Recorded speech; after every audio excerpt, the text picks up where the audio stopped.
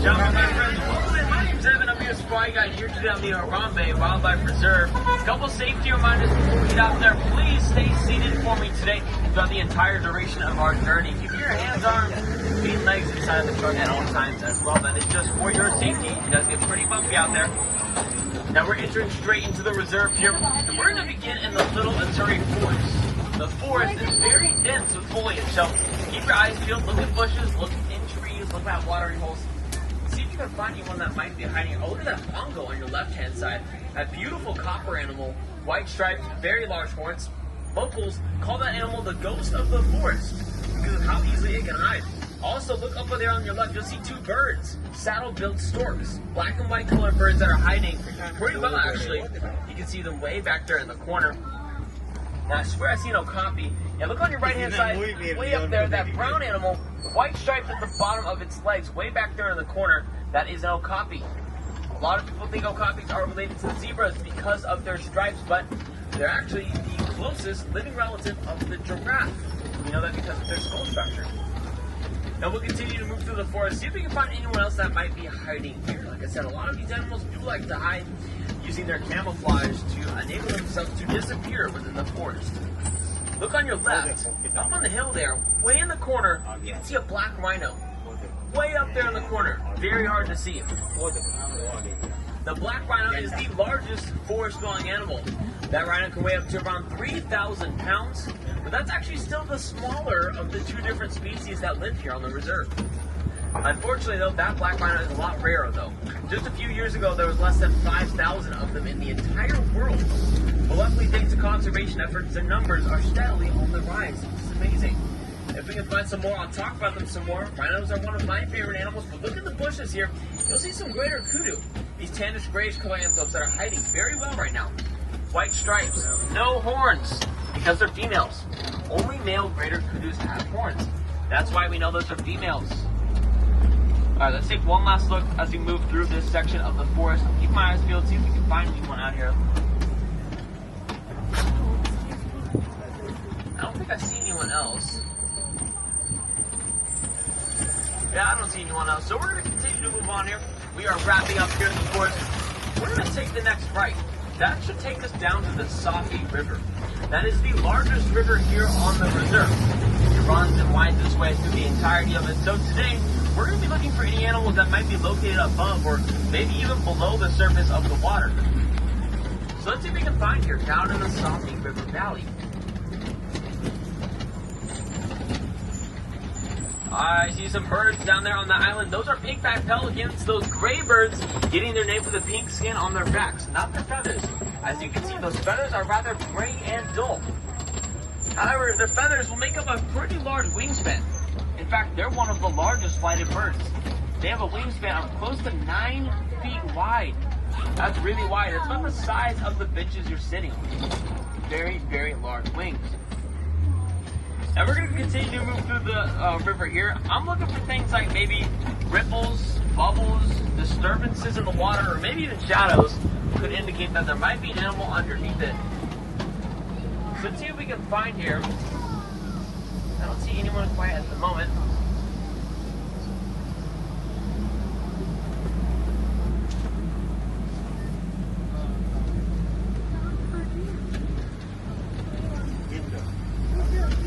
I see anyone else that might be hiding here in the river.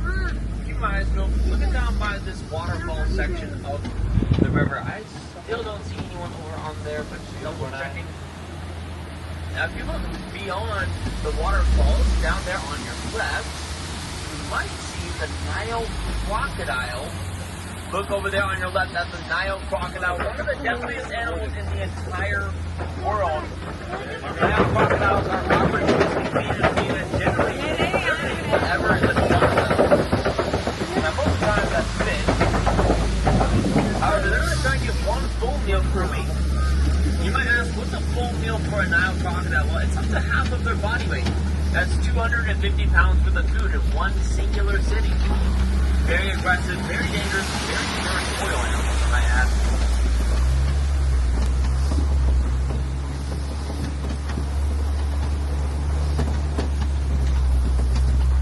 Now, coming up on our right-hand side is a tree. very, very large tree. This is a baobab tree, meaning that we're entering into the savanna, or the largest ecosystem here on the reserve. But take a look at that tree. It looks pretty interesting. It almost looks upside down with roots at the top. Those aren't roots, though, rather branches. This tree here is leafless for 9 months out of the entire year in an effort to conserve water. That way, it can hold thousands of gallons of water inside of its trunk. So during the dry seasons, some of the animals living out here can access that water if they needed it. And that's why that tree has the nickname from locals, the Tree of Life. It's pretty cool.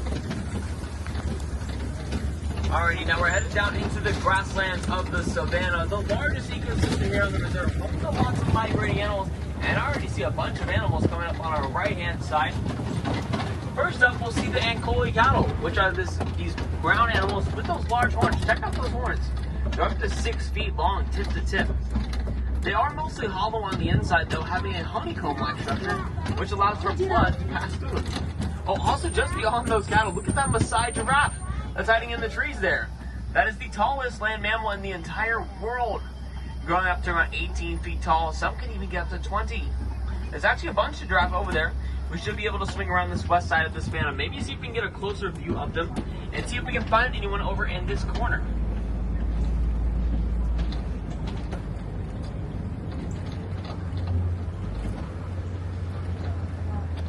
Now on your left-hand side, you're going to see a den. And underneath that den, you're going to see some spotted animals. Those will be African painted dogs. Now let me pull a little bit farther, see if we can get a good view of these dogs. Those right there are African painted dogs. They are very, very cute. You definitely don't want to pet them, though, because they are one of the most successful hunters in the entire savanna. More successful than lions and hyenas combined. Very, very good at hunting by chasing their prey for up to 3 miles at a time. Now on your left, you're going to see some wildebeest, these gray antelopes. But if you look beyond that termite mound, you'll see some sable antelopes. Those brown sable-colored coated antelopes. Check out those horns. Very, very large, very sharp as well. One of the only animals that we use our horns for defense. Unlike these wildebeest who will definitely just run. In fact, they might stampede. When one of them gets spooked, they'll get up and almost start running in all different kinds of directions. So there's a decent amount of wildebeest out here. That's because they normally travel in some pretty large herds. 10,000 wildebeest will make up one singular herd.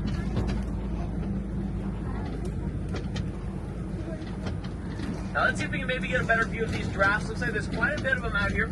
These are the tallest land mammals in the entire world. That's why we call a group of them a tower. That's because they tower over every single land mammal in the entire world. They are the tallest.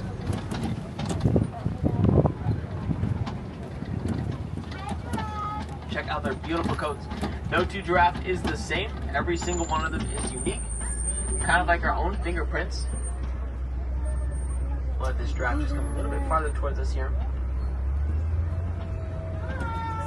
Check out that coat. They are beautiful animals. Look at those horn-looking things on the top of their heads. Those are not horns. They're actually just called ossicones. They're part of their skull structure, and then they're wrapped with skin, covered with fur around them. Same thing as male hoppings have. Like I said, they have the same skull structure. Now on your right, you're going to see a bunch of zebras. These beautiful striped animals, they are Hartman's mountain zebras, the smallest species in the world. Their stripes don't go quite all the way around their stomach. They do stop right before their white underbellies. And that is a group or a dazzle of zebras. A dazzle is their group name. Now on your left, not a reindeer, but a springbok. Good guess though. This is the smallest antelope here on the reserve, only about 2 feet tall. There's also another giraffe over there as well. Now the springbok are called that because they're very good at jumping. Oh wow, holy, this giraffe completely snuck up on me. Very, very tall giraffe coming up on our left. Oh there. They are incredible animals.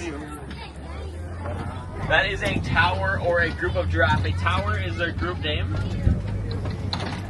Glad we got to see that giraffe super close there. They'll spend the majority of their days standing up. They rarely ever sit down. That's just because when they do, they are going to be more vulnerable to predators and threats. So they'd rather just stay standing up. In fact, they sleep standing up as well. But let's keep moving through the forest here, see if we can find anyone else that might be hiding out here. Or not the forest, the savanna. I don't think I see anyone else out here, but I'm keeping my eyes peeled.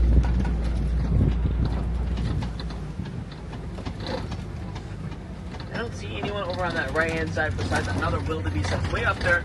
So we're gonna go left here, and we're gonna head towards these trees that have been knocked down. Now, my guess is probably the work of a larger animal. So we're gonna keep our eyes peeled as we move into this north section of the savannah. Maybe see if we can find that larger animal somewhere out here.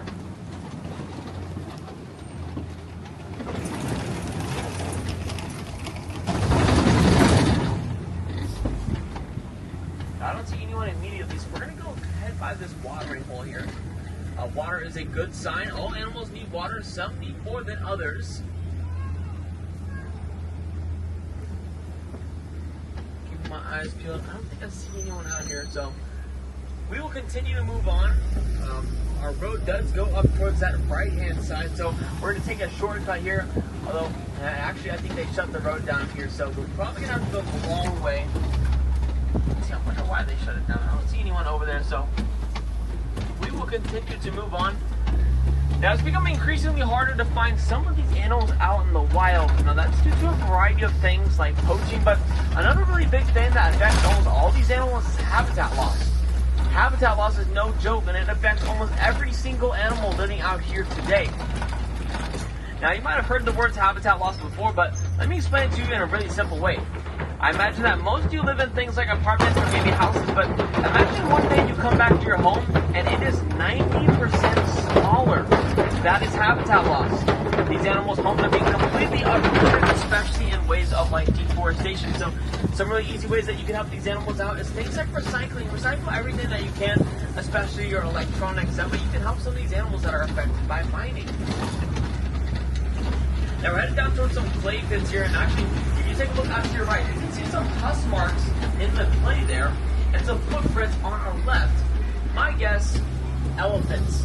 They're probably somewhere nearby. We just gotta see if we can go find them. Let's continue to move through this section of the savannah. Maybe see if we can go find those elephants.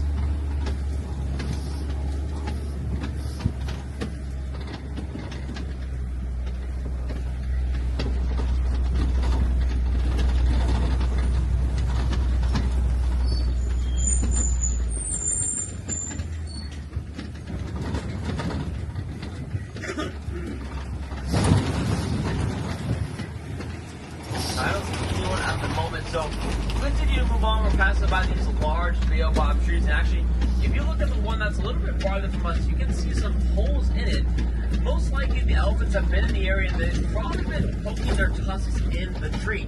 That way they can access the water on the inside. Because remember I said it's going to hold a lot of water in it, and elephants love water. In fact, we're headed down towards a pretty large watering hole right now.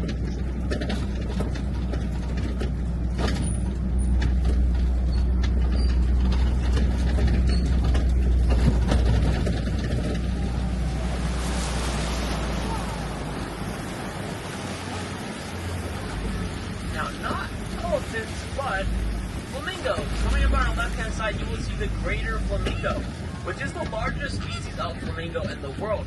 They are known for distinct pink coloring, getting that from a protein in their diets called beta-carotene. Now, you might see some gray flamingos over there. They're not always pink. In fact, they do hatch gray. They're receiving that pink coloring at a young age and maturing into their adult size shortly after. Now, a group of flamingos is called a flamboyant, so that is the flamboyance of flamingos. Well, let's move into this next section of the savannah. I actually do see my personal favorite animal coming up in just a moment. Over on your left, you will see the white rhinos. Looks like there's a few of them that are laying down under that tree over there. Way back there on your left-hand side. White rhinos are amazing. They are the second largest land mammals in the world, only second to the elephant. A fully grown white rhino can weigh up to around 6,000 pounds. They are very, very large. Oh, I forgot, we did see the black rhino at the beginning of our safari. These are kind of like cousins to them. They have a lot of similarities, but they also have a lot of differences as well. Now, fully grown white rhino will weigh around 6,000 pounds. That's about double the size of the black rhino. They get that size from grazing. They spend a lot of their day eating. Kind of like that one on the left is doing. There's 4 of them over here. Now, we could call a group of rhino a crash. That's because they like to crash into each other. Sparring is a healthy thing that they do, even though it looks aggressive. These rhinos are very peaceful. They're social. non-territorial. They're just kind of like gentle giants. They don't really bother anyone if they don't have to. They just kind of stick to themselves. Stay out of the way of other animals. Very peaceful. Now, not a rhino, but a predator. Look on your left, up on the hill. Look for those black spots of the cheetah. The cheetah's laying down. Actually, there's 3 of them up there. They're camouflaging themselves very well. Look for that plant in the middle of the yard there. Look for those 3 cheetahs. Fastest land mammals in the entire world, running up to around 60 miles per hour. Some can even get up to 70, and they'll reach that speed in a mere 3 seconds. Very, very fast cats. They're also one of the only social groups of cats. Most cats are solitary, however, cheetahs are not. I actually see 2 more on our left. Look through the bushes there. You can see them. There's one that's kind of like close to us there.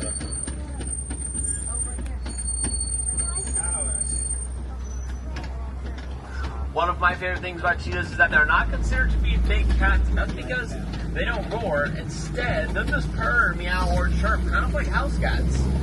So while they are large cats, they're technically not considered big cats. And that's purely because they don't roar. That's saved for animals who do, like the tiger, maybe the puma, or even the lion.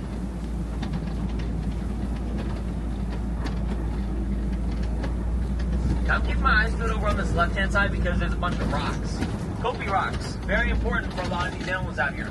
Sometimes animals like prey will get up on it, use it as a lookout post, see if there's any predators nearby. Only predators will get up there and see if there's any prey nearby. If you look on your right, you can also see the ostrich, the fastest and the largest land bird. You can see her back there. We might be able to get closer to her as we swing around these rocks here, but oh, good spot. Look at those lines up there on your left. Definitely some of the big cats I was talking about. There's a male and a female up there. Let's see if we can get a good view of them. Ah, there he is. Look at that beautiful mane. Only male lions will have manes. Females don't. That's how we know he's male, and the other one is a female. We call a group of lions a pride. So that is a pride of lions. Now his mane isn't actually that big. That's just because he's a younger lion, so he does have some more growing left to do, but he is fully grown. He'll live close to 500 pounds. Think about a cat that you might have in your own home. That's pretty big. They get pretty big. Passing by these large burrows on our left, I don't see any animals that are actively burrowing, so we'll move on. Maybe see if we can get to see another view of that ostrich. Yeah, she's over there on our right. Now we know she's a female because of her feather color.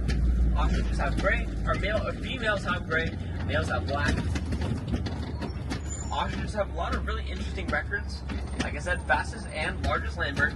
They're also the fastest land animal on 2 legs, 45 miles an hour. They also have the largest eyes of any bird, 2 inches in diameter. Really large eyes. And they also have the largest eggs. Take a look down on your right hand side. You can see some of those eggs on the ground there. Those are the largest eggs in the entire world, growing up to 3 pounds apiece, or 24 chicken eggs as an equivalent. Now I only mentioned chicken eggs because ostrich eggs are so strong that a human can stand on them. They would not break, which is kind of crazy. Very strong eggs. Now we arrived here in the final section of the reserve. This is the Magadi blend, which is one of the important after border close. He likes to keep some domesticated animals here, and normally it's Nigerian dwarf goats. We just got to go find these goats. There they are. They will be on your left under the canopy right there. These goats are very friendly. Like I said, they are domesticated animals. But for a reason though, they produce a sweet milk and a cheese that's actually used for trade. Very valuable to have here on the reserve. That's why the warden keeps them there. You can even see one of them is in the back of the warden's truck there. You probably won't be too happy about that, but they are excellent climbers, having an amazing sense of balance.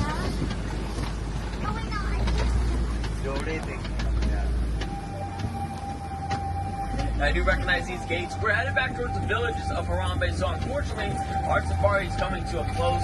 I'll talk about conservation one last time. Now, a lot of these animals that we saw out here today are considered endangered animals, and I like to ask the why question, why are we here today? Why are we on a safari? Why are we on a reserve in the first place? A reserve is a piece of land that's been reserved for these animals to call home because, honestly guys, these animals are losing their homes. Some of them don't even have places to live in the wild anymore. That's due to a variety of things like poaching, deforestation, and habitat loss, but many more as well. Now, I also like to answer the what question: what can we do to help these animals out? And truly, there are so many things, so we might as well start with easy things. I already mentioned recycling. Recycling is such a simple thing that all of us can do, whether it be your electronics, your plastic, or your paper bottles. Please recycle. It can really make a difference on these animals' lives. If we all do it, another great thing that you can do is get educated. If you saw an animal that you loved out there, go home and research that animal. Learn everything that you can about it, and make sure to share what you learn with your friends and your families. By learning and then sharing is one of the best ways that we can help these animals out. So I challenge you all, don't let your learning stop here. Continue to get educated on some of these amazing animals that we share the planet with. Now, there are some docks here, but we're not going to be docking here. I'm going to be dropping you all off where you first got on, so hang tight with me. Let me call the warden and let him know we're in the area.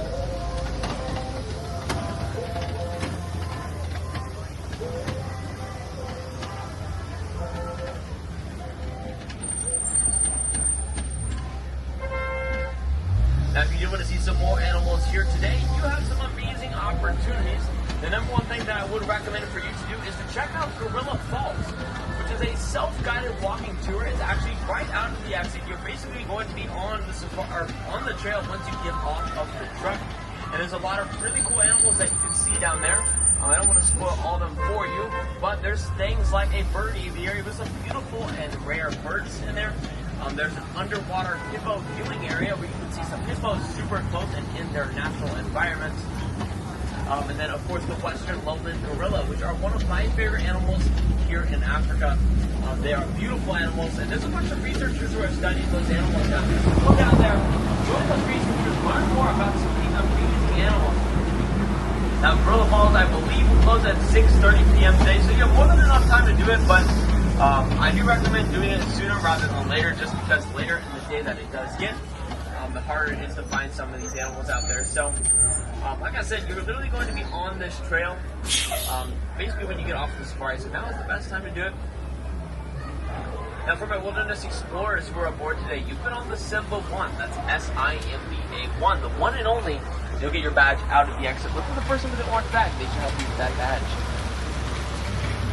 And we just gotta wait for this one truck in front of us to get out of our way, and I'll have you on with the rest of your day. Now, my absolute favorite piece of advice that I could give you is actually nothing that I've said so far, and that is the simple idea of just slowing down. Just take your time. Try not to be in a rush going from place to place. This place is best enjoyed at a slow pace, so enjoy yourself. Try to enjoy some of the beautiful sights, sounds, and of course the animals that are all around us while you reconnect with nature.